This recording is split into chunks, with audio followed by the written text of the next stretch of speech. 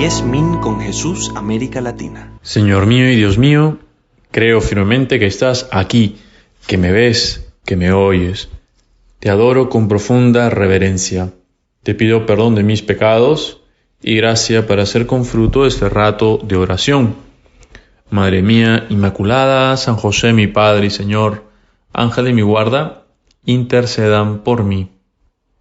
En estos días, en la Santa Misa, hemos escuchado la historia de Abraham, este hombre que podemos definir como un hombre de fe, un hombre que creyó. Y en esta historia extraordinaria que empieza en una tierra muy lejana para nosotros que estamos aquí en Latinoamérica, escucha el llamado de Dios. Dios que se le presenta, le dice quién es y le hace una promesa. Y si lo pensamos detenidamente, Abraham era un loco, en cierto modo, porque le cree a Dios, un Dios que en ese momento tal vez sería extraño, y que le promete que le va a dar una tierra, le dice que salga, que abandone a su familia, que abandone todo, y se vaya a otro sitio. Y así hace Abraham. Y en estos días hemos escuchado cada una de esas aventuras o de esas locuras. Y en el día de hoy leemos en el Génesis, en la primera lectura de la misa, un momento crucial en la vida de Abraham. Ya ha creído, Dios ha cumplido parte de esa promesa, le ha dado un hijo, siendo él de avanzada edad, su esposa estéril, pues humanamente no podían tener hijos. Y Dios le dice, no, tú vas a tener un hijo. Y de ahí vendrá un pueblo numeroso como las estrellas del cielo, como la arena del mar. Y entonces, en un momento determinado, nos dice que Abraham respondió el llamado de Dios. Le dice, aquí estoy. Y ya nos podemos detener en estas primeras palabras. Aquí estoy. Es la actitud de Abraham. Abraham, que podemos llamarlo patriarca, podemos llamarle también nuestro padre en la fe. Dice, aquí estoy.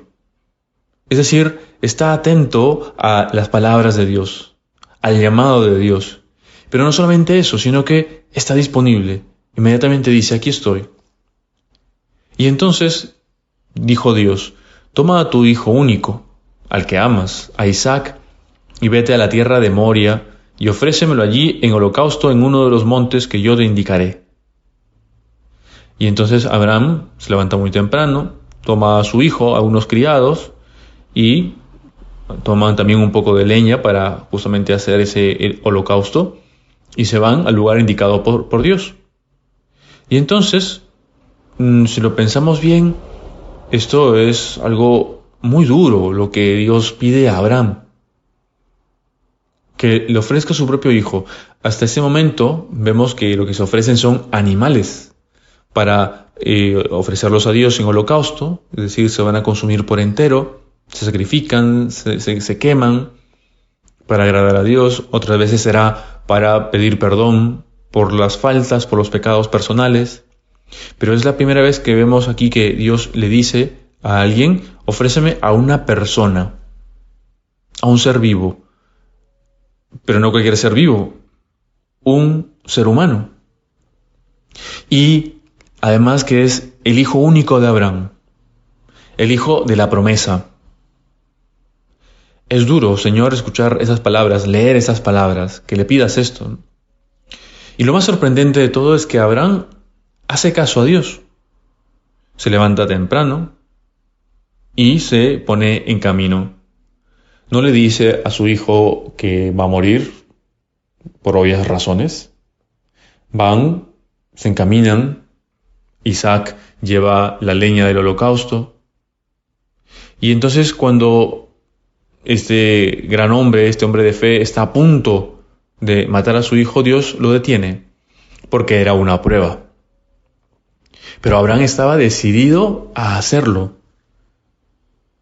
¿Cómo podemos leer, cómo podemos interpretar este pasaje del Antiguo Testamento, del Génesis? Que no es fácil. El Antiguo Testamento es a veces muy confuso, o a veces muy duro.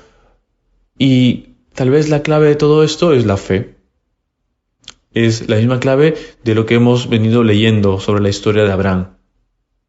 ¿Por qué? Porque como dice San Agustín, comentando este pasaje, creyó cuando iba a recibir el Hijo, creyó cuando iba a darle muerte. Abraham creyó en las palabras de Dios. Es imposible. Ya casi con 100 años le dice, vas a ser padre. Y tu esposa Sara concebirá un hijo. Y de él nacerá un pueblo innumerable. Y Abraham le cree a Dios. Por tanto, San Agustín nos hace ver que es lógico que Abraham crea que al darle muerte, algo más iba a pasar. Es decir, así como Dios se lo había dado, tal vez Dios podría devolvérselo, arrancándolo de la muerte. ¿Qué pasaba o qué pasó en esos momentos por la cabeza de Abraham desde que Dios le dijo, ofréceme a tu hijo en sacrificio? Hasta que estaba a punto de asestar el golpe que le daría muerte a su hijo. Pues tal vez pensaba esto, confiaba plenamente en Dios, se había abandonado plenamente en tus manos, Señor. Porque si diría esto, si Dios me ha dado este hijo cuando no era posible de ningún modo, pues ahora Dios me está pidiendo una cosa que también es imposible, que yo le ofrezca a mi propio hijo en holocausto. Pues entonces Dios tiene un plan.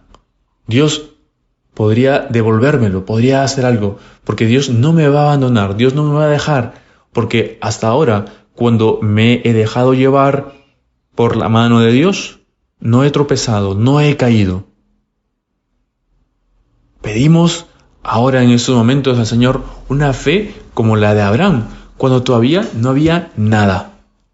En cambio, tú y yo, que estamos aquí en ese siglo XXI, en el año 2021, pues somos aquellos que vivimos en tiempos de Jesús, cuando el Hijo de Dios, el Hijo único, se ha hecho hombre y, semejante a Isaac, tomó el madero de la cruz, cargó con nuestros pecados y se ofreció en holocausto, se ofreció en sacrificio para salvarnos a todos nosotros.